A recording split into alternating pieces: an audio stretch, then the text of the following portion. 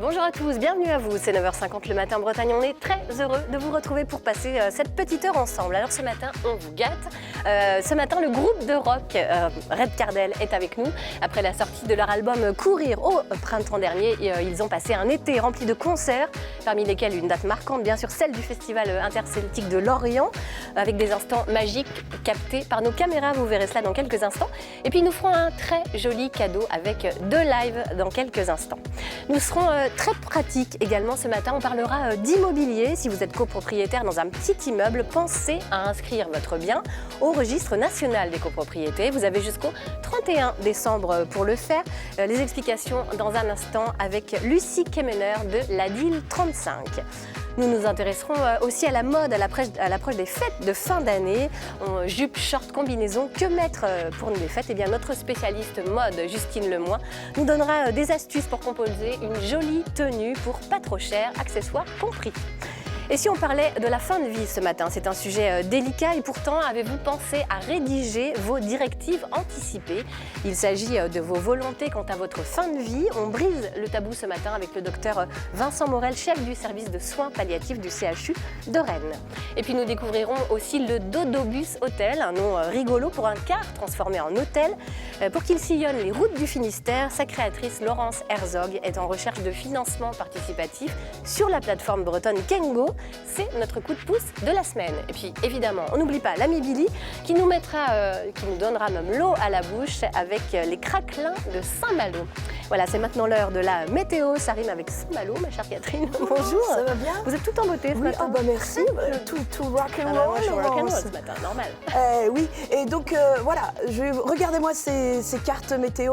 Ce que je propose aux téléspectateurs, c'est qu'à partir de maintenant, on dise « il fait doux hein », au lieu de dire qu'il fait moche, puisque c'est exactement ce qu'il va faire aujourd'hui. Ce sera notre nom de code jusqu'au printemps. Quand je dis « il fait doux hein », c'est qu'il fait moche, mais pas froid. Voilà. Ça vous va? Ça me va, ça me paraît pas mal. C'est plus sympa pour commencer le matin. C'est impeccable. Très bien, bon bah c'est super. Je garde. Allez, autant de bonnes raisons de rester avec nous. Vos questions, vos réactions, on les attend sur la page Facebook de France 3 Bretagne où cette émission est diffusée en live. À tout de suite.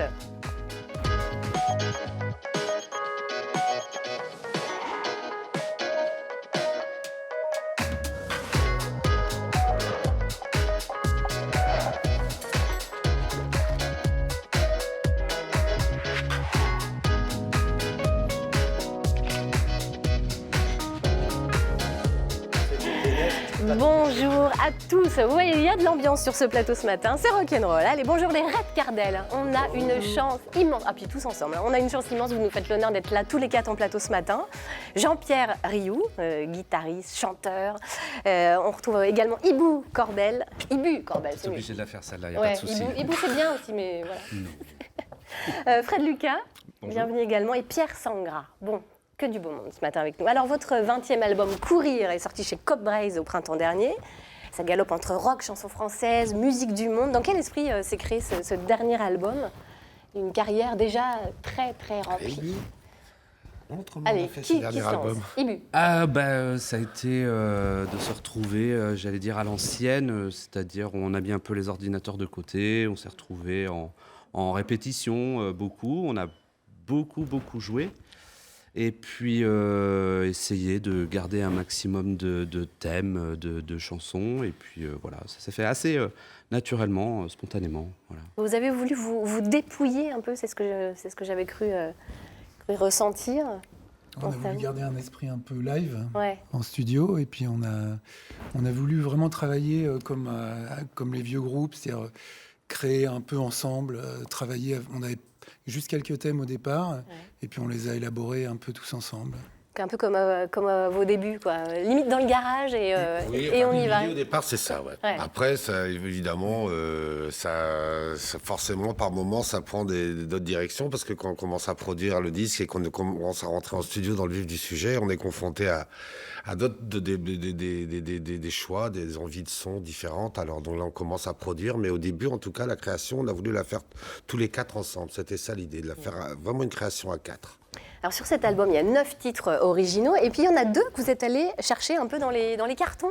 Rigolo, ça. Pourquoi les ressortir du grenier un quart de siècle après? Parce que quand on a écrit tous ensemble à peu près une douzaine de titres, et puis en fin de compte, il y avait deux des titres qui étaient pas forcément, qui correspondaient pas forcément à la couleur des 8 autres titres qu'on avait. Ouais, 3-4 titres qui correspondaient pas, on les a enlevés, et on se dit, il faudrait quand même à 10, ça fait quand même au moins 45 minutes, etc. Donc il faut qu'on réfléchisse, justement, comme je disais tout à l'heure, on est face à des problèmes de production. C'est-à-dire, voilà, si on met un morceau rumba complètement acoustique qui est super, mais qui va peut-être pas coller avec les autres, on se dit on va le remplacer, faut qu'on trouve autre chose parce que celui-là il rentre pas dedans.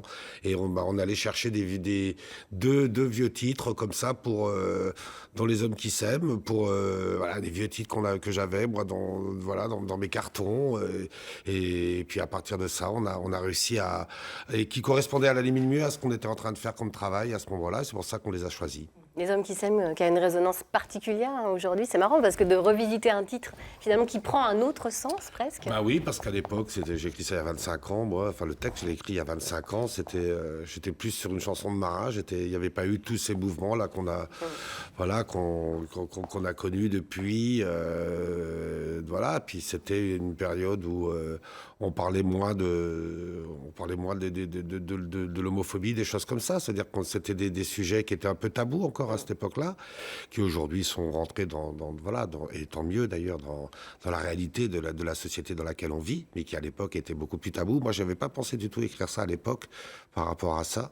Et je pense que c'est une chanson qui est inconsciemment, je traite de sujets qui ont touché les gens de ma génération, comme le sida, etc. Et parce que moi, en 86, 87, j'avais 21 ans, 22 ans, 23 ans. C'était vraiment l'époque où notre génération a été touchée plein fouet par ce fléau. Et tout ça, ça s'est traduit dans les années qui ont suivi par tellement de bouleversements. Et tant mieux, des bons bouleversements d'ailleurs. Alors, l'album s'intitule « Courir ». Vous courez après quoi aujourd'hui, finalement ? On court après le temps, d'une manière générale. Ouais. Aujourd'hui, ça va très vite. Aujourd'hui, comme pour, par exemple, produire un album, ce qu'on expliquait par rapport à l'informatique, c'est que on peut pratiquement tout faire tout seul aujourd'hui. C'est pour ça que la volonté aussi, c'était de se retrouver en groupe et puis vraiment avec les instruments, parce que sinon, effectivement, tout va très vite. Tout va très vite. Les modes vont vite, le rock aussi va vite, tout court. Donc, nous, on court aussi, ma foi. On est bien obligés. Voilà, pas le choix. On suit le rythme, on suit le mouvement. Exactement. Vous avez enchaîné, vous avez couru justement tout l'été sur les scènes un peu partout. Et il y a eu un moment quand même un peu fort qui a été le Festival interceltique de Lorient. On va avoir quelques images derrière nous. Qu'est-ce que vous en retenez de cette tournée cet été, Fred, par exemple ? Oui, moi je suis intervenu surtout sur la tournée, moins sur l'album. Ouais. On a beaucoup travaillé, on a beaucoup tourné.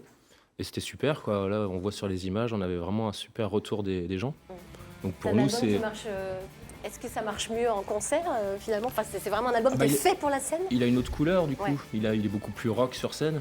Et voilà, les gens nous donnent tellement en retour que nous, ça nous galvanise encore plus. Donc plus ça va, plus on monte dans les strates de l'énervement. Et plus on s'éclate, quoi. Ouais. Pierre, pareil ? Oui, c'est rock'n'roll sur scène, c'est vraiment rock'n'roll. Est-ce que ça s'affirme au fil du temps, justement, cette couleur rock'n'roll C'est un peu un retour à nos sources, finalement. Ouais.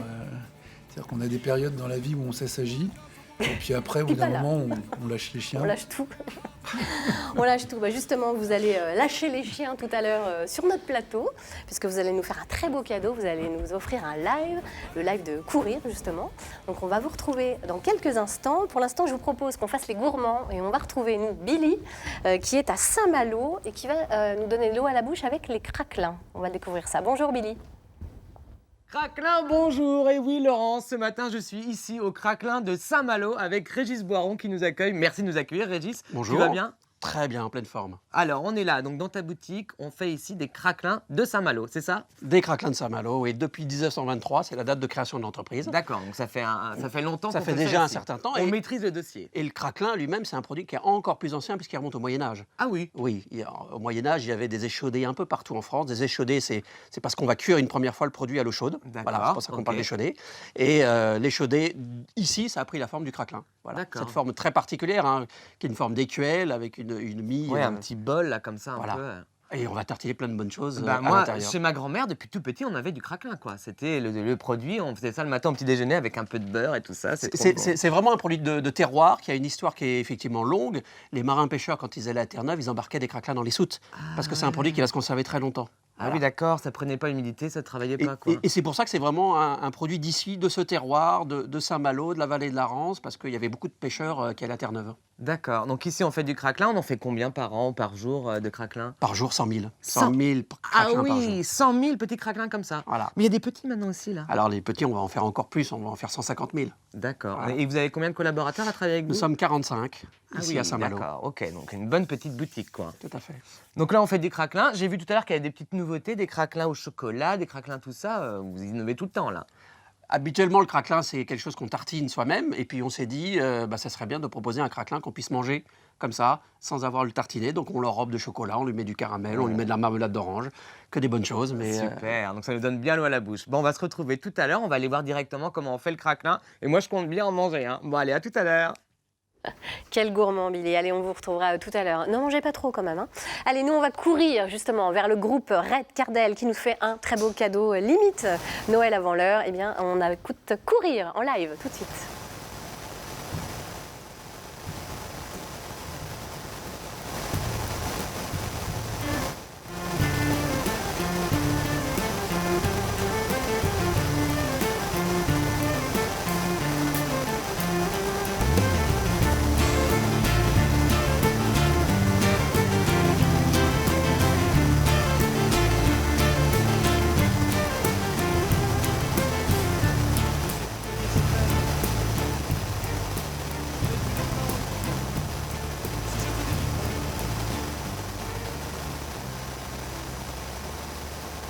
Vous allez du live, vous imaginez bien. On va régler le souci et pour l'instant, on va tout de suite retrouver nos chroniqueuses qui nous ont rejoints. Tout de suite, Justine Lemoin qui nous a rejoints. Bonjour à vous. Vous allez nous parler de mode. C'est ça, Justine. Oui, tout à fait, parce que J-20 avant le réveillon de Noël, donc là on est très proche. Et puis l'un des petits plaisirs en fait de ce réveillon, c'est de choisir sa tenue effectivement pour le soir. Alors là, vous avez les yeux qui brillent de Laurence Herzog et de Lucie Kemener. Ah là, c'est dommage, parce que pourtant ça va faire briller, il va y avoir de la paillette, donc en même temps c'est plutôt pas mal. Alors l'idée c'est effectivement d'être élégante sans en faire trop, casual mais pas trop négligé non plus. C'est toujours difficile de trouver ce juste milieu. Et puis, en fait, je me suis dit, du coup, je vais vous présenter quelques tenues avec un montant de 150 € maximum, accessoires compris. Donc, c'est plutôt sympa. Dans la fourchette. Alors, c'est parti. Première tenue, première proposition. Ça va être avec une jupe. En fait. Avec une jupe. Allez, lançons-nous. J'avais envie de changer un petit peu des robes, on va en parler après, mais d'abord les jupes. Alors, l'idée, en fait, c'est d'essayer de sortir un petit peu du noir, même si on va beaucoup retrouver ça pour les fêtes, et puis d'apporter une petite touche un peu sympa, motif, couleur, avec une jupe droite, plutôt mini quand même, une petite paire de bottines, parce que c'est un peu le must-have de la saison, et ça se porte après avec tout, que ce soit un jean ou une jupe, et puis toujours dans l'accessoirisation avec justement des créoles un peu dorées, ça va rehausser le look. Deuxième option, ce sera... Toujours une jupe, alors plutôt sur une jupe avec une longueur midi, avec une coupe droite et une ouverture un peu façon portefeuille. Alors c'est un effet cuir aussi, donc pour casser le côté la longueur midi et puis l'effet cuir, on va plutôt partir sur un sweat avec le côté sequin justement, le côté paillettes et brillance, justement juste au niveau des manches pour que ça soit un peu sympa mais que ce soit pas trop too much. Et puis on n'hésite pas à bien toujours rentrer à l'intérieur. Pas trop chargé en accessoires, juste pourquoi pas avoir une couleur d'accessoire qui rappelle un peu la couleur de la jupe. Et puis on mise peut-être plus sur un joli rouge à lèvres pour rehausser justement la couleur du gris qui est un peu neutre. Alors, une autre idée, ce serait la combinaison. Voilà, parce que la combinaison... Ça change, et puis au moins... exactement. Ça met en valeur la silhouette. Ça met en valeur la silhouette, et puis l'avantage, c'est qu'on ne pose pas de questions justement sur savoir qu'est-ce que je vais mettre en haut. On a vraiment une pièce de A à Z. Donc là, je suis partie sur une combinaison noire, parce que ça reste un bon basique, et c'est facile à remettre derrière, avec une coupe un petit peu ajustée, légèrement cintrée au niveau de la taille, et un joli nœud justement parce que ça apporte une petite originalité. Également, j'ai choisi de partir sur une combinaison avec des manches. Ça évite de porter une veste et il suffit juste de l'accessoiriser. Alors là, effectivement, on est parti sur une idée de bandeau ou de boucle d'oreille un peu plus imposante, mais très sobre, sinon. Parfait, moi j'aime bien ça, franchement. Moi j'aime beaucoup aussi. Allez, l'option pantalon ou short. C'est ça. Alors, il reste juste une petite combinaison, parce que moi c'est mon petit coup de cœur quand même. C'est la combinaison dans un bleu un peu sarcelle, très très jolie, voilà, comme on peut voir, super fluide, très légère. Très jolie. Et puis, alors pour rehausser un peu et puis apporter un peu d'originalité, on va mixer davantage sur des accessoires très forts et surtout en termes de colorimétrie, du rouge en chaussures dans un escarpin et dans une jolie pochette et avec une petite paire de boucles d'oreilles dorées pour illuminer le tout. Je trouve ça, moi, sublime. Ouais, je ne sais pas ce que vous en pensez, mais je trouve et ça magnifique. Hein, on aime le rouge. Bon, bah, tant mieux. Alors, l'option pantalon ou short. C'est ça, voilà, parce qu'effectivement, ça a un petit côté plus pratique que la jupe ou que les robes. Voilà, ça va dépendre des personnes. Donc, soit on part sur une idée d'un pantalon très élégant, un pantalon un peu, une coupe droite, ceinturé, parce que je trouve que c'est assez sympa. Et puis, bah, toujours l'idée de la paillette, parce que c'est la fête. Donc on peut y aller, on peut abuser, c'est le soir pour. Et puis à côté, effectivement, le short, voilà, parce que je trouve que c'est assez sympa d'avoir ce petit short un peu taille haute, blouse un peu fluide rentrée à l'intérieur, un peu paillettes aussi légèrement, ces petites bottines un peu plissées, parce que je trouve que le plissé sur la jambe, c'est très joli. Ne pas hésiter par contre à porter des collants. Pas trop opaques, semi-opaques, mais collants noirs, pas de chair. Hein. Voilà. Non, on va éviter la fausse note. On fait un petit point. Allez, et la fameuse petite robe noire, la oui, classique. Est-ce que ça marche toujours pour les fêtes ça marche toujours. Et comment on peut l'accessoiriser du coup? Alors, ça marche toujours, effectivement, parce que c'est un bon basique et au moins on ne fait pas de faute de goût avec une robe noire. Il en faut dans un dressing, ça fait partie des bons basiques. Par contre, il faut la rehausser forcément parce qu'il y a un côté un petit peu plus terne. Donc, ne pas hésiter à avoir une veste, soit effectivement toujours l'idée de paillettes pour les fêtes ou à motif, très colorée. Et puis surtout, pensez à bien accessoiriser. C'est important. Maintenant, si vous voulez changer de la robe noire classique, parce que c'est vrai que la robe, ça reste un atout féminin indéniablement. Donc, ne pas hésiter à partir sur d'autres styles de robes beaucoup plus colorés, beaucoup plus punchy, quoi. Parfait. Et donc, on trouve tout ça dans les enseignes de la grande. Voilà. C'est des chaînes bien connues. Exactement. C'est des chaînes simples. Voilà. Chaque tenue pour moins de 150 €. Exactement. C'est pas mal, je trouve. C'est pas mal. Voilà. Merci. Je vous en prie. Merci. Conseils. Merci infiniment. Alors maintenant, je vous propose qu'on retrouve Billy tout de suite. On espère qu'il n'a pas mangé tous les craquelins. On va voir. Billy. Et oui Laurence, donc nous sommes de retour avec Régis, maintenant au cœur là vraiment de ce qui se passe. Alors Régis, vas-y, raconte-nous un petit peu quel est le processus pour faire ces super petits craquelins qu'on a vus tout à l'heure. Alors les craquelins sont fabriqués dans ce bâtiment, dans cet atelier. On démarre à 3h30 du matin, donc c'est relativement tôt. Alors qu'est-ce qu'il y a dans un craquelin? Il y a de la farine, il y a des œufs, il y a du lait, il y a du malt d'orge et un peu de poudre levante. Voilà. Okay. Donc c'est relativement... Ça, c'est pas secret ça? Non, c'est relativement simple. On mélange tout ça dans un pétrin. Là, on est en train de remplir le pétrin de farine derrière. Voilà, derrière. Donc on mélange tout ça un peu comme un boulanger. D'accord. Et à la sortie du pétrin, on va obtenir une pâte qui est celle-ci. C'est ça. Qui est une pâte qui est relativement alvéolée. Si on passe au four une pâte comme celle-ci, on va obtenir une baguette ou un pain de campagne. D'accord, donc c'est le même pain, la même base. Oui, quoi. mais nous, c'est pas ce qu'on veut. D'accord. Donc cette pâte-là, on va la passer dans une deuxième machine qui est derrière, là, qu'on appelle un raffineur. Un raffineur. Ça aplatit en fait... C'est 2 rouleaux. Vous voyez, la pâte passe entre 2 rouleaux et ça permet d'extraire les bulles d'air et donc de densifier la pâte. Ok, d'accord. Ce qui va faire qu'à la fin, on va obtenir une mie de craquelin qui est assez dense. Ok. Voilà. Et là, donc elle passe dans un petit rouleau, c'est ça? On va venir l'écraser encore? Ça, c'est un laminoir, un peu comme à la maison avec un rouleau à pâtisserie. Pour faire la pâte feuilletée ou ce genre de choses, quoi. Voilà. Donc là, on a plusieurs rouleaux qui se succèdent. D'accord, où on va venir baisser au fur et à mesure l'épaisseur, quoi. Voilà, tout à fait, sans trop abîmer la pâte. D'accord. Alors on travaille beaucoup avec farine pour éviter que la pâte colle au tapis. Oui, c'est ça. Ah oui, et là vous avez une machine où ça coupe. Oh oui, d'accord. Là on a un emporte-pièce. D'accord, et tous les petits craquelins sont coupés là. Voilà. Oh, on dirait des petits sablés. Donc les petits craquelins, voilà à quoi ça ressemble. Ok. Donc on a un emporte-pièce qui crée la forme et qui en même temps va piquer le craquelin pour éviter qu'il y ait des bulles d'air. Hein. C'est un peu comme à la maison avec la fourchette. Par rapport à une pâte à... C'est ça, faut pas que ça gonfle dedans. Pour éviter que ça gonfle, voilà, tout à fait. Donc là... La première étape importante, c'est l'étape d'échaudage. C'est une cuisson. Ah, donc on va cuire ces petits pâtons dans de l'eau à 92 degrés. Ah oui. Voilà, ça va baigner pendant 1 minute, 1 minute 30 pendant... Et là, si on faisait pas les petits trous, ça gonflerait même dans l'eau ou c'est juste au four? Non, ça ne gonflerait pas à cet endroit. D'accord. À ce moment-là. Donc voilà ce qu'on obtient une fois après que ça a été passé à l'eau chaude. On voit bien la forme. Vous pouvez même toucher. C'est assez gluant. Ah oui, c'est visqueux, ouais, c'est gluant. C'est visqueux, c'est gluant, c'est dur. Ça, c'est la farine qui ressort? Mais ça a pris du volume. C'est l'amidon qui commence à sortir. Ah, l'amidon. L'amidon de la farine qui commence à ressortir. Voilà. Mais vous voyez, on a pris du volume, on a pris de l'épaisseur, on a pris en poids. Là où on avait un pâton qui faisait 9 grammes, il arrive quasiment à 16 grammes ici. Ah oui, il a doublé quoi. Il a pris l'eau, il a presque doublé.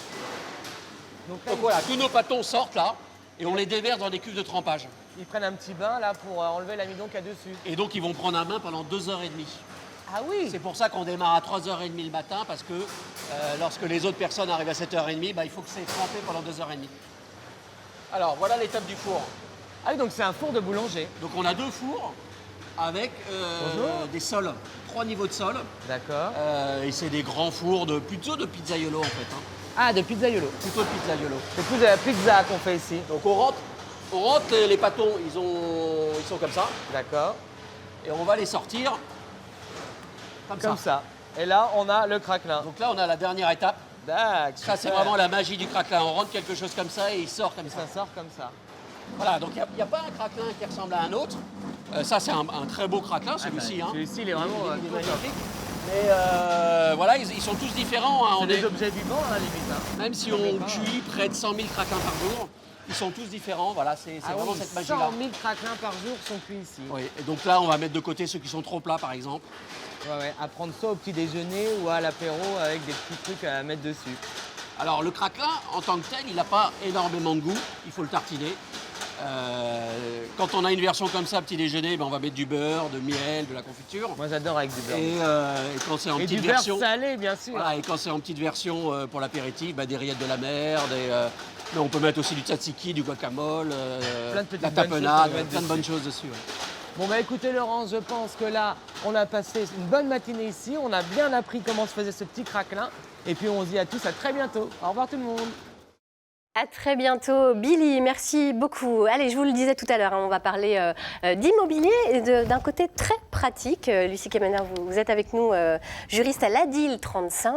Il y a des nouveaux pour les copropriétés. Alors, un mot d'abord sur ce fameux registre national sur lequel il faut s'inscrire avant le 31 décembre. Qu'est-ce que c'est? À quoi sert-il? Dites-nous. Alors, si on remet dans le contexte, oui. C'est une disposition issue de la loi Allure de 2014 qui prévoyait l'obligation pour les copropriétés de s'enregistrer sur un registre. C'est un registre qui est tenu par l'ANA, l'Agence nationale pour l'amélioration de l'habitat. Et il y avait un échéancier pour l'inscription sur ce registre. Là, on arrive sur les plus petites copropriétés enregistrées. Et la date butoir pour l'enregistrement, ça arrive à grands pas puisque c'est le 31 décembre 2018.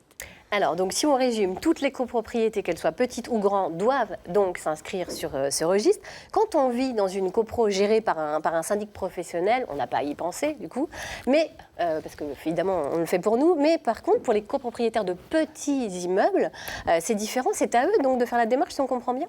Alors, lorsque les syndics sont gérés, par exemple, par un syndic bénévole, c'est le syndic bénévole qui doit procéder à l'immatriculation. D'accord. Donc, au niveau de la DIL, on fait du conseil juridique sur toutes les questions en matière de logement et on reçoit des coups de fil ou des visites de particuliers qui peuvent être syndics bénévoles dans les copropriétés et qui étaient un petit peu perdus avec toutes ces nouvelles mesures. Et on s'est dit qu'il était bon de mettre quelque chose en place, une information très pratique pour les aider à immatriculer leur copropriété. Donc on procède... Comment procéder justement? On a décidé de procéder en 2 sessions. Donc on les reçoit une première fois, on va les aider, puisqu'on met des outils informatiques aussi à leur disposition, on va les aider à créer leur compte, le compte de télédéclarant. Ensuite, ils vont recevoir par voie postale un code d'activation. Et lors d'une deuxième rencontre, on procède avec eux à l'immatriculation proprement dite de leur copropriété. D'accord. Donc cette immatriculation, elle peut s'effectuer en ligne sur le site registre-copropriété.gouv.fr, c'est ça. Mais vous, évidemment, vous proposez des dates très concrètes pour accompagner justement cette immatriculation. Il y a des réunions d'organiser ? Alors, on organise des réunions au niveau de la DIL. Donc la prochaine réunion a lieu le 13 décembre. Pour la création du compte de télédéclarant. Et la deuxième session, c'est le 20 décembre pour l'immatriculation proprement dite. Donc, on reçoit en fait les mêmes personnes aux deux sessions, puisque elles ont les deux démarches à faire. D'accord. Création du compte et après l'immatriculation proprement dite. Et on les aide, il y a aussi l'aspect pratique. Par exemple, on a des copropriétaires qui n'ont pas forcément les outils chez eux pour scanner un document. Donc, on fait ça avec eux. Quelles sont les informations à fournir ?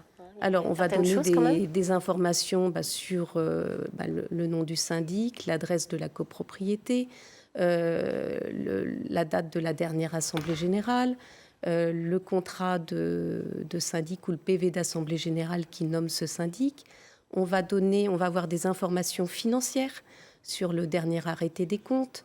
On va avoir le budget prévisionnel. On va avoir aussi, dans les certaines copropriétés, le nombre, par exemple, de copropriétaires débiteurs de charges au-delà de 300 euros, tout en sachant que les petites copropriétés de moins de 10 lots ayant un budget de moins de 15 000 euros ne sont pas obligés de donner cette information. D'accord. Alors, que se passe-t-il si une copropriété n'est pas enregistrée ? Alors, l'idée, c'est pour ça qu'on intervient, c'est que toutes les copropriétés soient enregistrées. Voilà. C'est vrai qu'il y en aura certainement des retardataires et on fera certainement en janvier d'autres petites sessions pour les accompagner. C'est un outil indispensable puisque lors d'une vente immobilière, le notaire sera tenu dans l'acte de vente d'indiquer le numéro d'immatriculation de la copropriété. Et aussi pour les copropriétés ou même les copropriétaires qui, de manière individuelle, veulent obtenir des subventions, des aides publiques. Pour pouvoir bénéficier de ces aides publiques, il faudra être immatriculé. Donc, c'est une obligation. C'est une obligation. Et c'est une démarche gratuite. C'est une démarche gratuite qui est faite aussi puisque dans les autres départements bretons, il y a des ADIL qui ont exactement la même mission. Donc, il faut se rapprocher de son ADIL local. Donc, que vous soyez dans le Finistère, le Morbihan, les Côtes-d'Armor ou l'Ille-et-Vilaine, eh bien, il y a forcément une agence ADIL pour vous accueillir et vous conseiller. Et puis sinon, il y a le site de l'ADIL, bien entendu. Merci beaucoup, Lucie Kemener. Je vous l'avais promis tout à l'heure, eh bien, nous l'attendions de pied ferme. Le voici, le live de Red Cardel. Le morceau s'appelle « Courir ».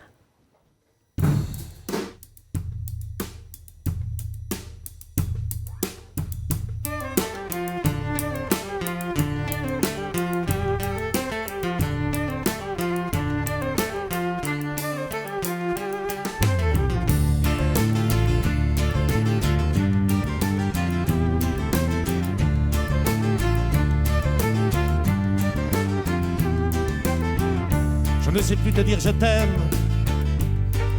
je n'ai plus le temps, et si je te le dis quand même, c'est jamais le moment, je ne vais pas te trouver dans l'ombre, ces mots qui te donnent comme une douleur dans le ventre, de peur que ça déconne. Hey!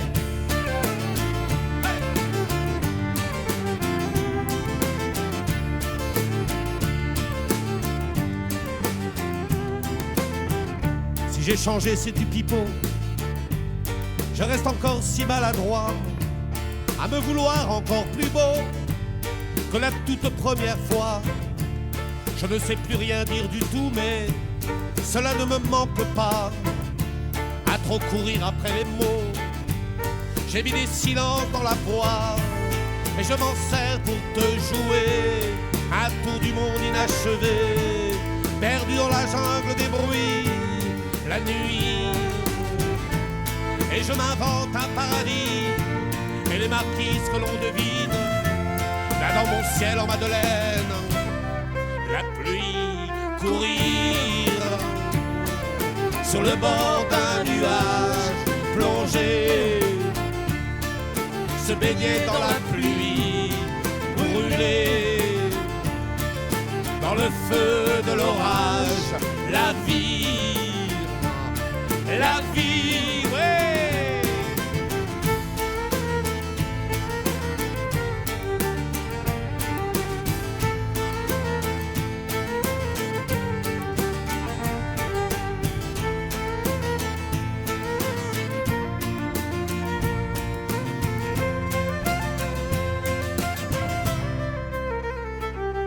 Courir sur le bord d'un nuage, plonger, se baigner dans la pluie, brûler dans le feu de l'orage, la vie,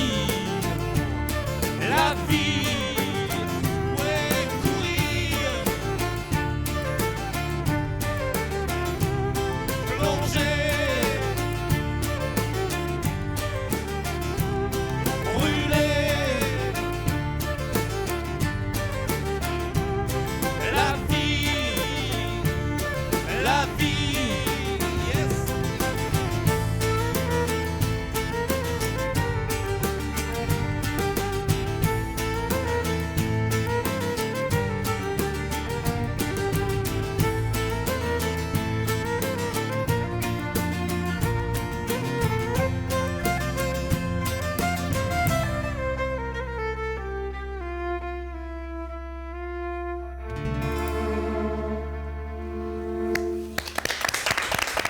Magnifique énergie que celle du groupe Red Cardel. Jean-Pierre Rioux, rejoignez-nous, n'hésitez pas. Merci beaucoup pour ce cadeau, c'était magnifique. Merci infiniment. On va maintenant évoquer un sujet un peu délicat, mais on a eu cette force que vous nous avez donnée pour l'aborder maintenant. C'est un sujet un peu tabou même, hein, on peut le dire, parce qu'on évoque la mort avec vous, professeur Vincent Morel. Vous êtes chef du service de soins palliatifs du CHU de Rennes. On va parler des directives anticipées. Alors c'est un mot qui peut nous paraître un peu abstrait, de toute façon, parce que ça effraie forcément rien que le mot soins palliatifs. Hein, j'imagine quand vous dites ce que vous faites dans un dîner, ça plombe un peu l'ambiance. Ça plombe un peu l'ambiance. Ouais, j'imagine. Qu'est-ce que c'est les directives anticipées? Expliquez-nous un petit peu. Alors, ce qui est important de savoir, c'est que quand on discute avec les patients, lorsque les médecins discutent avec les patients, ce qu'ils cherchent en permanence, c'est arriver à prendre les décisions qui correspondent aux souhaits exprimés par les patients. Alors, il y a deux situations. Soit le patient est en capacité de s'exprimer, et c'est relativement simple, on discute avec lui, il va nous dire ce qu'il souhaite, et puis on va mettre en œuvre ce qu'il souhaite. Et ça, c'est vrai en permanence, quelle que soit la prise en charge, mais probablement encore plus en soins palliatifs. Et puis, vous avez une autre situation où le patient ne peut plus s'exprimer. Et là, il faut lui garantir que même le jour où il sera, par exemple, dans le coma, on fera bien ce qu'il a dit. Et pour ça, le législateur, il a prévu deux dispositifs. Un, on va y revenir, c'est les directives anticipées. Et puis un autre, c'est ce qu'on appelle la personne de confiance, c'est-à-dire la possibilité pour le malade de son vivant, enfin quand il va bien, de pouvoir désigner finalement l'équivalent d'un porte-parole. C'est le deuxième dispositif, la personne de confiance. Et le premier, c'est les directives anticipées, c'est-à-dire la possibilité de pouvoir prendre un papier et puis écrire ce qu'on ne souhaiterait pas le jour où on ne serait plus en capacité de s'exprimer. Et effectivement, comme vous le montrez là, la fin de vie, personne n'ose y parler. Enfin, c'est quelque chose de assez tabou. Et pourtant, pour les médecins, c'est essentiel, lorsqu'une personne arrive au terme de sa vie, de s'assurer que les décisions qu'on va prendre vont bien correspondre à sa volonté, en particulier d'éviter tout acharnement thérapeutique. Voilà, c'est ça. On peut préciser ça, on dire « je ne veux pas qu'on s'acharne ». Voilà, on sait que ce que redoutent nos concitoyens, c'est de souffrir. Ce que redoutent nos concitoyens, c'est qu'on mette des traitements qui maintiennent artificiellement la vie. Alors, il y a une possibilité de prendre un papier, un crayon et d'écrire « je sous-signé ». Alors, moi, j'ai fait l'exercice, je sous-signé, docteur Vincent Morel, dit que si jamais je suis dans une situation où je ne peux pas m'exprimer, que j'approche de la fin de vie, je ne désire pas telle ou telle chose. Alors, je dis, par exemple, que je ne souhaitais pas vivre artificiellement avec une nutrition, une hydratation artificielle. Ça n'engage que moi. Donc, c'est important. On peut vraiment rentrer dans les détails. Donc, on peut vraiment rentrer dans les détails. Et c'est pour ça que la Haute Autorité en Santé a prévu également des documents pour vraiment que les patients puissent clairement dire ce qu'ils souhaitent. Une des difficultés, c'est que c'est quand même un peu technique. Et donc, ce qu'il faut, c'est ne pas hésiter à en discuter avec des professionnels de santé. Que ça soit... Ça peut être qui? Son médecin généraliste, les infirmières libérales, son médecin généraliste, et de dire, voilà, j'ai vu une émission, on a évoqué les directives anticipées. Docteur, expliquez-moi ce que c'est et comment est-ce que je peux les rédiger. Donc ça, c'est un premier moyen d'aller voir son médecin traitant. Un autre, c'est d'aller sur un site d'information, La Fin de Vie, si on en parlait, où là, il y a une documentation extrêmement bien faite pour dire simplement, voilà, voilà comment on peut rédiger ce document. Il faut l'écrire, il faut le signer. Alors après, pour le garder, la grande question, c'est comment est-ce que les médecins, on va savoir où est ce document. Alors, un des moyens, c'est de le donner au médecin traitant. Oui. L'autre, c'est de l'avoir en permanence sur soi, parce que dès qu'on arrive à l'hôpital, si on est dans le coma, on fouille un peu dans les papiers, on le fait discrètement, justement pour chercher des informations. Un autre élément, c'est de le donner à sa personne de confiance, à des membres de sa famille. Et puis maintenant, on est un peu dans l'ère de la modernité, il y a le dossier médical partagé. Ah oui. Et si on ouvre ce dossier médical partagé, on peut parfaitement écrire aussi nos directives anticipées. Vous voyez qu'il y avait vraiment des dispositifs pour être sûr que même si un jour on ne peut pas s'exprimer, si on est en fin de vie en soins palliatifs, le médecin suivra nos volontés.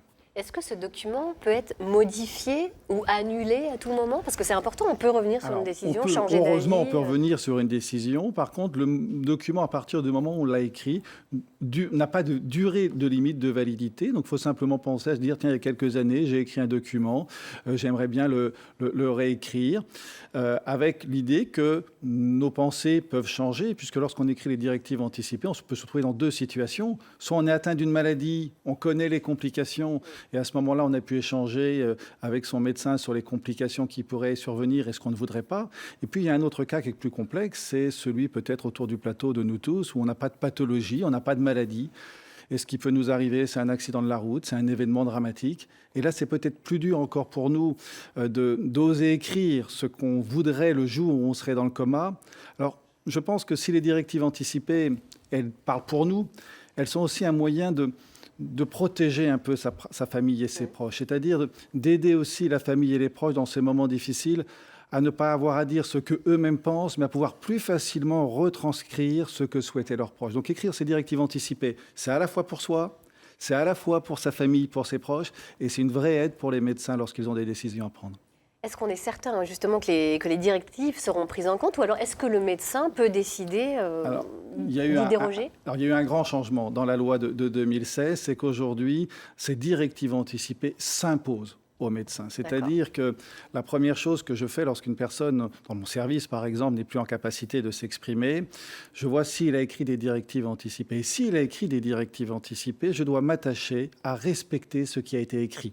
Raison pour laquelle il faut que ça soit écrit au mieux avec un professionnel de santé pour être sûr que ce qui est écrit corresponde bien à ce que je souhaite. Si jamais il n'y a pas de directive anticipée, je vais regarder s'il y a une personne de confiance qui a été désignée, s'il y a un porte-parole. Et puis, s'il n'y a ni directive anticipée, ni porte-parole, on va quand même respecter la volonté du malade en allant consulter l'ensemble de la famille et l'ensemble des proches. Quand on va prendre une décision dans l'intérêt du patient, ce qu'il faut lorsque la personne ne veut pas s'exprimer, c'est bien prendre conscience que le médecin, c'est lui qui va décider, mais il va décider en essayant de prendre la décision qui correspondait vraiment à la volonté du malade. Donc dans l'intérêt du patient. Toujours dans l'intérêt du patient. C'est vraiment la primauté de l'acte médical, c'est d'agir dans l'intérêt du patient. Merci infiniment, professeur Morel, d'être venu nous éclairer sur ce sujet un peu tabou, un peu délicat. Merci à vous. Vous avez pris des directives, vous, Non. Les uns les autres, mais peut-être. Ça donne à réfléchir. Vous en connaissiez l'existence? Peut-être pas, d'ailleurs. C'est ça, Laurence? Non. Moi, j'essaie de prendre des directives de vie, d'abord. C'est vrai que c'est important. Oui, mais il faut penser à tout. Voilà, Jean-Pierre, vous connaissiez l'existence de... Non, et puis je ressens très bien ce que vous dites quand vous dites que c'est compliqué de se poser cette question sur sa propre disparition. Voilà, c'est quelque chose un peu tabou. Et comme j'entends très bien, parce que c'est aussi pour la personne qui est vivante d'être rassurée par le fait qu'en faisant ça, c'est quelque chose qui n'est pas de l'ordre, je sais pas, parce qu'on a peur de ça, on a peur de la mort, on a peur de ces moments-là. Et justement, c'est comment on fait la démarche pour psychologiquement pouvoir réussir à la faire, à surpasser cette angoisse qu'on peut avoir par rapport à ça. Parfaitement raison. Je pense que c'est un acte difficile pour tout le monde, mais c'est essentiel de se dire que oser en parler, c'est pas ça qui va engendrer le drame, c'est pas ça qui va engendrer la maladie. Par contre, ça ça peut rassurer. D'abord se rassurer soi-même, mais aussi rassurer ses proches. Parce que lorsque le médecin va venir voir les proches en disant « mais qu'est-ce qu'avait dit votre époux, qu'est-ce qu'avait dit votre enfant ?» C'est quand même mieux de se dire peut-être qu'un jour, à un moment donné, on en a discuté ensemble. Et là, ce que je vais dire, ce n'est pas ma propre expression empreinte de souffrance, mais c'est vraiment, je vais dire ce qu'a dit mon fils, je vais dire ce qu'a dit mon époux, et là, je vais être sûr que sa volonté va être respectée. Si on n'en a pas échangé avant, si on n'en a pas parlé avant, on va être dans le doute. Et un des moyens, c'est peut-être d'oser prendre du temps, de les écrire et de discuter avec sa famille, avec ses proches. Ça rassure lorsqu'on discute de ça. Ah, vous voyez, c'est un sujet qui suscite beaucoup d'intérêt. Merci à vous. Vous avez sorti l'album Courir également en vinyle. Ça, c'est une super idée, avant Noël en plus. Voilà. Oui, c'est ça. Format vinyle, édition limitée chez Cobb Braze. Oui. Pourquoi cette volonté d'avoir sorti? C'est le premier vinyle du groupe. C'est-à-dire nous, on est un groupe qui date de 1993. Donc, c'était le CD déjà qui, à l'époque, le compact disque qui dominait, qui commençait à dominer le marché, et puis le vinyle qui disparaissait. Et on aura attendu 20 albums pour avoir se faire plaisir et sortir un vinyle. Et donc, c'est pour ça que c'est un bel événement. Moi, je n'avais jamais sorti de vinyle à titre personnel. Ah oui, comme quoi. Donc, c'est la première fois. Ouais. Bon, vous allez nous faire un autre cadeau, Jean-Pierre. Vous allez nous offrir avec tout le groupe un deuxième live. Ouais. Ça s'appelle Little Big Man. Alors, ça raconte quoi? Ça raconte, en fin de compte, ça raconte l'histoire de ce film où il y a cette scène où le vieil Indien se fait accompagner par McCrae, par Dustin Hoffman, pour aller mourir sur le haut d'une montagne, et puis en fin de compte la pluie s'allonge, la pluie se met à tomber, puis il meurt pas, et il dit c'est pas un beau jour pour mourir. Ah bah voilà. Oui. Et c'est un beau film, et non, c'est jamais un beau jour. Voilà. Et donc il rentre, et donc cette idée-là, c'est le voyage, l'errance, l'errance. Voilà, qui est un sujet très actuel aujourd'hui, l'errance, l'exil, et se poser des questions. Eh bien, écoutez, on va vous suivre dans votre voyage. Pendant que vous vous installez, j'en profite pour rappeler les dates de concert de Redkardel. Les prochaines dates, donc le 7 décembre, vous serez à l'Ovalie à Bain-de-Bretagne. Le 8 décembre, à la Trinquette à Rennes, dans le cadre des Bars en Trans. Et puis le 15 décembre, chez nos voisins nantais au Ferrailleur. Voilà. Eh bien, c'est parti pour un petit live de Redkardel, Little Big Man.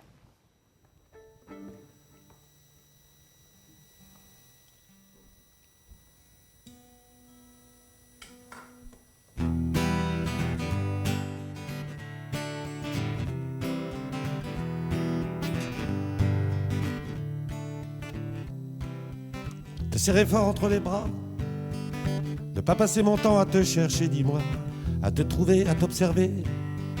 Depuis l'avant que j'en ai plus de bonnes idées, et puis se plaindre comme au ciel. Courir dans les grandes plaines, trouver l'Indien qui meurt, qui se réveille. Quand les gouttes de pluie sonnent l'heure de la fin du sommeil. Te serrer fort entre mes bras, te dire combien j'ai pu avoir tremblé pour toi. Quand t'es parti la grande ville, les nuits passées à se rêver, le pont des arts, une belle histoire, sombrer dans l'infiniment grand, trouver l'Indien qui meurt, qui se réveille, quand les gouttes de pluie sonnent l'heure de la fin du sommeil. Little big man, you see the way I know, little big man, you see the way I grow, little big man. You see the way to know, little big man.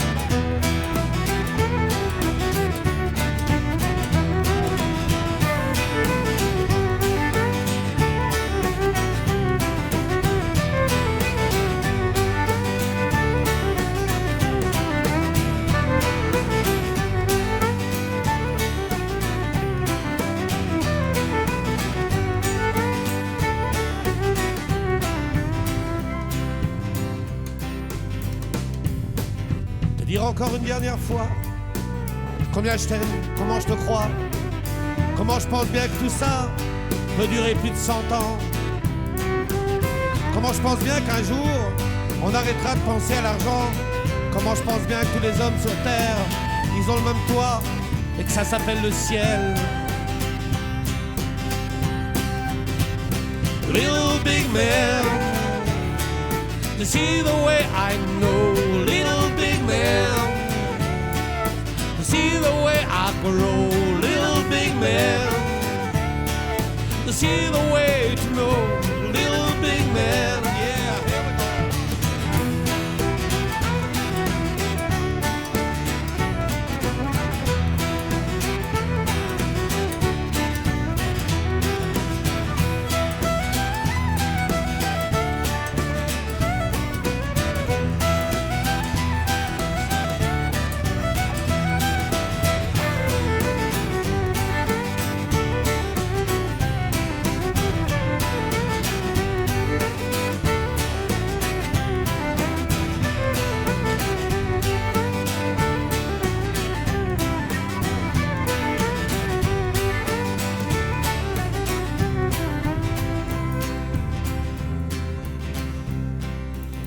Serré fort entre mes bras, te dire combien j'ai pu avoir tremblé pour toi. Quand t'es parti, la grande ville, les nuits passées à se rêver. Bravo, magnifique.